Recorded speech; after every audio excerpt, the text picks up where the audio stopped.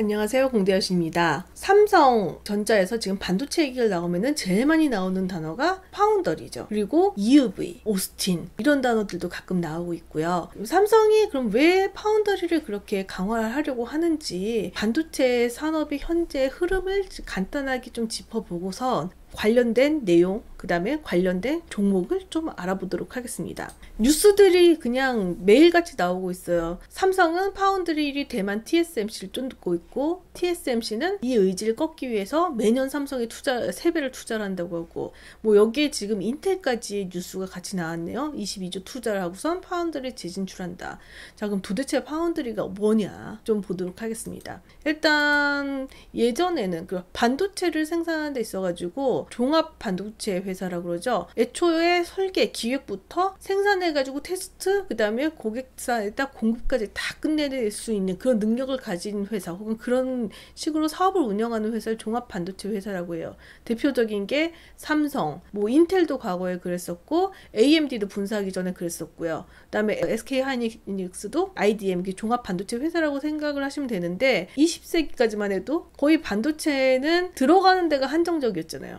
그리고 이제 그런 반도체로 된 장비들을 보급을 하기 시작했었고, 그래서 큰 회사가 몇 가지 칩을 기획해가지고 대량으로 만들어가지고 가장 대표적인 게 서버나 PC들, 그 다음에 휴대폰 정도 이렇게 공급하던 게 일반적이었는데, 요즘에는 이제 반도체를 굉장히 사용하는 데가 분야가 다양해졌죠. 그리고 다양한 분야 안에서도 또 다양한 기능들을 쓰기 때문에 예전처럼 몇 가지로 대량으로 찍어가지고 되는 게 아니에요. 종합 반도체 회사가 설계한 걸 다 커버를 할 수가 없어요. 그리고 이제 이런 것들을 보면은 지금 여기다가는 제가 전기차, 자율주행차, 그 다음에 의료 뭐 이쪽만 얘기는 했지만, 반도체를 활용하는 것이 굉장히 다양해지고 복잡해지면서 이쪽 도메인 지식이라고 하죠. 그쪽 분야의 지식에 맞는 반도체를 설계를 해야 되는데, 이거는 큰 회사가 일일이 맞춰줄 수 있는 부분이 아니고요. 반대로 이걸 설계할 수 있는 점점 기술은 고도화돼가지고 설비나 장비 혹은 시설 투자는 더 비싸지는데, 설비를 구비할 능력도 없고 그렇게 할 필요도 없는 상태가 되기 때문에 분업화가 돼가지고 지금 반도체 업계가 돌아가게 되고 있습니다. 그래서 지금 이쪽에 설계만 하는 업체들을 팹리스라고 하고요. 그 다음에 설계를 받아가지고 생산만 하는 업체를 파운드리라고 해요. 그러면 지금 반도체가 어떻게 되느냐? 우리가 항상 그러잖아요. 한국이 반도체 1등이다. 그 다음에 삼성이 1등이다. 얘기를 하는 거는 메모리 시장에서 얘기해요. 근데 반도체는 보시다시피 메모리 분야보다 비메모리가 훨씬 큰데, 전체에서는 삼성이 반도체 랭킹 2위라고는 하는데 비메모리 시장만 봤을 때는 전체 4%밖에 안 되는 굉장히 작은 점유율을 가지고 있는 거죠. 그러니까 삼성이 성장을 하기 위해서는 당연히 비메모리에 관심을 가질 수밖에 없고요. 그 다음에 또 하나, 메모리 시장은 메모리 가격이 요동이 굉장히 많이 치고, 그 다음에 시장의 성장성이 비메모리 쪽에 비해서 지금 좀 정체되어 있는 형태로 분석이 되고 있어요. 반면에 시스템 반도체, 비메모리 시장은 해마다 급속한 성장을 이룰 것이라고 분석을 하고 있죠. 그러니까 삼성 같은 경우는 당연히 세밀한 설계의 능력이 없어서라기보다는 집중을 할 수가 없는 거죠. 자품종 소량 생산하는 걸 일일이 다 설계를 할 수 있는 회사, 그러기엔 덩치도 너무 크고 집중을 할 수 없기 때문에 투자는 할 수 있고, 투자를 할 수 있을 만한 능력이 되고, 그 다음에 투자한 걸 꾸준히 돌리려면은 본인들이 설계한 것뿐만 아니라 외부에서의 위탁하는 것도 받아가지고 공장을 돌릴 수 있어서 이 파운드리 쪽에 관심을 많이 가지고 있게 된 거죠. 자, 그래서 어떻게 됐느냐? 삼성이 파운더리 사업 자체를 시작을 한 건 2006년인가부터 됐는데, 2017년도에 아예 파운드리 사업을 분업을 해버렸어요. 그때 파운드리 분업을 하기 전에 삼성전자의 점유율은 7.3%, 그러니까 4위 정도였었는데, 4위였어도 굉장히 좀 비율이 차이가 컸죠. 1위에 비해서. 근데 지금 2019년, 20년 이때 보면은 삼성전자가 점유율이 거의 20%에 가까운 TSMC 3분의 1까지 지금 따라잡은 상황입니다. 그런데 더 중요한 거는 삼성전자나 TSMC나 굉장히 격한 경쟁을 하고 있지만, 두 회사 다 매출을 서로 깎아먹은 게 아니라 서로 지금 매출액이 늘어났어요. TSMC가 절대 삼성이 지금 시장에 확장을 했다고 해가지고 매출액이 진 게 아니라 굉장히 많이 늘었고 2017년도 이게 1년 매출이거든요. 근데 이거 단순히 보면은 4 곱해도 여기 지금 321억 달러 1년에. 근데 이거는 지금 분기에 그냥 101억 달러고 삼성은 3년 전에 거의 1년치 매출에 가까운 금액을 한 분기에 이제 벌어들인 거죠. 그러면 지금 이 파운더리 사업 그 경쟁에서의 핵심은 뭐냐? 당연히 TSMC는 예전부터 파운더리에 집중을 하고 있었기 때문에 점유율이 쉽게 무너지진 않고 있어요. 그리고 점점 더 늘고 투자도 굉장히 집중해서 하고 있고. 그런데 지금 뭐냐? 10나노 이하 공정, 그 다음에 그 EUV 활용을 해야 하는 초미세 공정, 그 분야만 봤을 때는 삼성이 많이 이제 그 격차를 줄였다는 거죠. 삼성은 어떻게 보면은 파운드리에서는 후발주자이기 때문에 삼성전자 그 종합반도체 말고 기존의 TSMC가 하고 있던, 그러니까 상대적으로 첨단 기술보다는 그 투박한 쪽은 그렇게 집중을 할 필요가 없는 상황인 거죠. 자, 이거를 단적으로 보여주는 것 중에 하나가, 반대로 인텔은 파운드리에 재도전을 한다. 예전에 실패한 적이 한 번 있었기 때문에 재도전을 한다고 했었는데 월가에서 갸우뚱한다는 거죠. 그만한 기술력이 있나? 그럼 결과적으로는 뭐냐면은 전체 파운드리 시장에서는 아직 3분의 1밖에 안 되는데 첨단 기술에 관련된 10나노미터 이하, 그 다음에 EUV 활용 초미세 공정에서는 결국은 삼성이랑 TSMC 싸움이라는 거예요.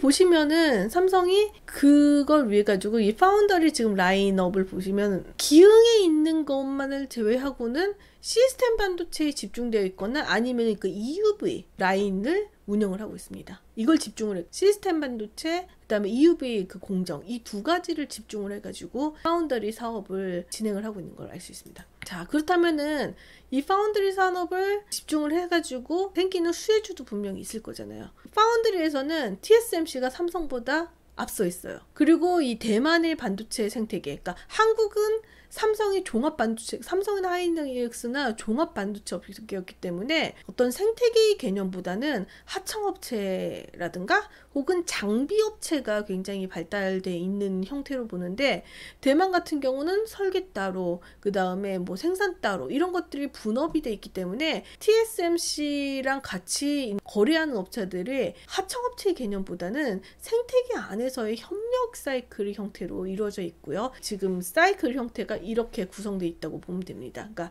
IP 전문, 반도체 IP 전문 업체, 뭐 EDA, DCA 클라우드, VCA라고 하는데, 자, 그럼 지금부터 얘기하고자 하는 이제 업체는 뭐냐면, 이렇게 됐을 경우에 지금 어떻게 보면 이 자리를 삼성전자가 하고 싶어 하는데, 이 상황에서 이쪽 업계도, 그러니까 응용 분야도 그렇고, 그 다음에 무엇보다도 설계하는 업체들이 역량이 다 똑같지는 않아요. 이 설계하는 업체들이, 어떤 업체들은 규모가 어느 정도 커가지고 거의 정말 찍어만 주면 되게끔 준비해가지고 온 업체도 있을 거고, 반대로 굉장히 뭐랄까 몇몇의 소수 업체들만 있기 때문에 설계만 해와가지고 생산을 위해서 좀 손을 대야 하거나 아니면 좀 조정이 필요하거나, 그 다음에 나온 다음에도 테스트 같은 게 영향이 안 된 업체들도 분명히 있을 거라는 거죠. 근데 그걸 대형 업체가 모든 업체에 대해서 일일이 다 맞춰주긴 힘들잖아요. 아마 이게 업체가 팹리스가 작으면 작을수록 이런 일이 더 있을 텐데, 그래서 어떤 업체들이 생겼냐면은 TSMC도 그렇고, 그러니까 반도체 생산 이걸 하는데 밴드 업체를 하나 두는데, 뭐냐면 설계 지원이니까 테스트라든가 이런 거를 팹리스가 어느 정도까지 그 설계를 해왔을 때 팹리스의 상태에 따라서 위탁 생산을 하게끔 맡길 수 있게끔 정리를 해주든가, 아니면은 이게 준비가 다 돼 있으면 바로 그냥 생산 오더를 내가지고 받아서 주면은 사용자들한테 할 수 있게끔 해주는 이 중간에 에이전시 같은 업체들을 두고 있어요. 이 에이전시 같은 업체는 업체의 역량에 따라서 팹리스 중에서 역량이 확실히 보장된 업체들이 여기 벤더에 들어갈 수도 있고요. 아니면 칩리스라고 해가지고 이쪽 지원만 전문으로 하는 회사가 들어갈 수도 있어요. 근데 기본적으로는 팹리스 계열이라고 보시면 될 거예요. 그러니까 팹리스인데 설계만 할 수 있는 그거보다는 반도체 전체 공정에 대해서 이해를 하고 생산을 할 수 있게끔 최적화된 이 공장에서 바로 찍어낼 수 있게끔 하는 데까지 손을 봐서 생산 오더를 내리고 그 다음에 받아가가지고 뒤처리를 해줄 수 있는 업체들. TSMC에서는 벤더 체인 어그리에이터라고 해가지고 그 멤버가 8개의 회사가 있어요. 그리고 그 중에서 가장 유명한 이 글로벌 유니칩, 이 회사가 지금 뒤에 이제 제가 삼성전자랑 관련해서 된 회사들을 얘기하면서 좀 비교를 하고자 해가지고 했는데, 영업이익이 1년에 한 345억 원인데 시가총액이 2조억을 평가를 받아요. 이거는 지금 작년 실적인데 대만 증시에 상장이 돼 있어가지고 한국 돈으로 환산을 했을 때 이 정도 금액이 됩니다. 중국 회사도 있고 대만 회사도 있고 그다음에 뭐 일본이나 다른 유럽계 회사들도 있긴 한데, 가장 잘 나가고 있는 회사들은 대만계 회사들이고 현재 평가를 받고 있는 게 이 정도입니다. 그럼 삼성도 똑같이 그런 역할을 하는 회사가 있을 거잖아요. 그래서 삼성은 그거를 디자인 솔루션 파트너라고 해서 DSP라고 해요. 그래서 지금 이렇게 현재 12개 회사가 되어 있는데, 이 6개 회사는 미국이나 이스라엘, 그다음에 유럽, 뭐 영국 이런 식의 좀 글로벌 마켓들의 그런 에이전시 역할을 하는 회사고요. 그다음에 한국에는 이렇게 6개가 있어요. 근데 한국에 있는 회사들 중에 좀 부실한 회사들도 있고 상장이 안 된 회사들도 있고요. DSP 그 권한을 받기 위해서 워낙 인수합병이 자주 최근에 좀 일어난 다음에 이런 권한을 획득을 했었는데, 가장 중요한 회사들, 상장 회사들, 우린 종목이 필요하니까요. 예를 좀 보자면, 일단 상장이 된 회사는 이 3개입니다. 그 중에서 이 위에 2개 회사를 좀 관심을 가지고 보시면 될 것 같아요. AD 테크놀로지는 원래 TSMC의 벤더 회사였어요. 근데 예, 그 TSMC에서 그걸 다 지금 DSP에서 해야 할 역할을 다 해주던 회사였는데, 여기는 칩리스입니다. 자기네들이 칩을 생산하지 않고 말 그대로 그 팹리스 회사가 파운더리 회사랑 같이 해가지고 칩을 생산할 수 있게끔 서포트만 해주는 회사인데, 여기 이 TSMC는 어디까지나 대만 회사잖아요. 그러다 보니까 사업 영역이 한국에 한정돼 있는 거죠. 그래서 좀 한계가 있다 보니까 회사가 성장 속도는 빨랐는데 이제 좀 정체가 될 타이밍에 삼성에서 파운더리를 적극적으로 하고 있고, 삼성에서도 어떤 역량 있는 파트너가 필요해서 2020년 작년도에 이제 바뀌었죠. 삼성의 파트너로.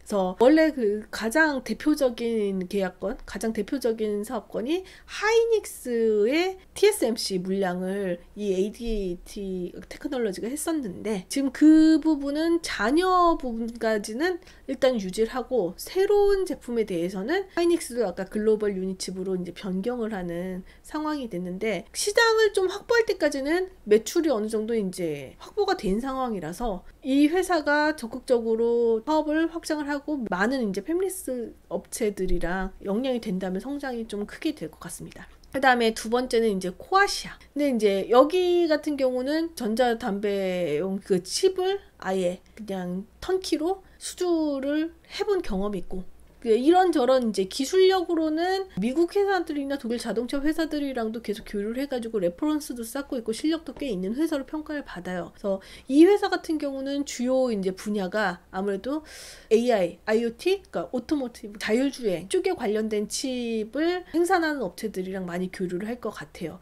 그렇다면은 이 회사가 이제 현대자동차 하청업체랑도 일을 할 확률도 많아지지 않을까라고 예상을 하고 있어서 지금 굉장히 많은 사람들이 관심을 가지고 있죠. 그래서 지금 말한 이 AD 테크놀로지랑 코아시아가 바로 시가총액이 지금 3천억대인데 영업이익이 AD 테크놀로지가 135억, 그 다음에 코아시아는 작년에는 적자였어요. 근데 이게 뭐 인수합병이 문제가 있었기 때문에 그때랑은 회사가 다른 회사가 된 걸로 보시는 게 맞을 거고, 영업이익이 지금 245억으로 이미 그러니까 2021년 추정치가 좀 나왔거든요. 근데 아까 글로벌 유니칩이 영업이익 340억 원일 때 시가총액을 2조억을 평가를 받았다고 했거든요. 그러니까 이 두 개 업체들은 어떻게 보면 영업이익에 비해서 시가총액이 같은 업종을 굳이 비교한다면 상당히 낮은 평가를 받은 걸로 판단을 하고 있는 그런 전문가들이 많은 것 같습니다. 그 다음에 마지막 하나는 알파홀딩스인데, 이 회사는 상장을 해서 제가 알려드리는데, 이 회사의 전문 분야는 5G예요. 그래서 지금 SK텔레콤이랑 같이 이제 개발을 해가지고 미국 시장에 공동 진출할 예정인데, 뭐 자율주행에 뭐 어떤 통신 관련된 것도 지금 만들고요. 근데 그러니까 시가총액이 지금 1,000억이 안 되고 있는데 계속 적자였어요. 그래서 이게 5G가 딜레이가 돼가지고 적자가 된 건지, 아니면 애초에 좀 회사가 문제가 있어서 이렇게 되는 건지에 대해서는 투자자분께서 연구를 하신 다음에 투자를 하시는 게 좋지 않을까 생각됩니다. 첫 번째, 파트너 업체는 여기까지 하고, 두 번째는 패밀리스 업체에 대해서 얘기를 해보도록 하겠습니다. 감사합니다.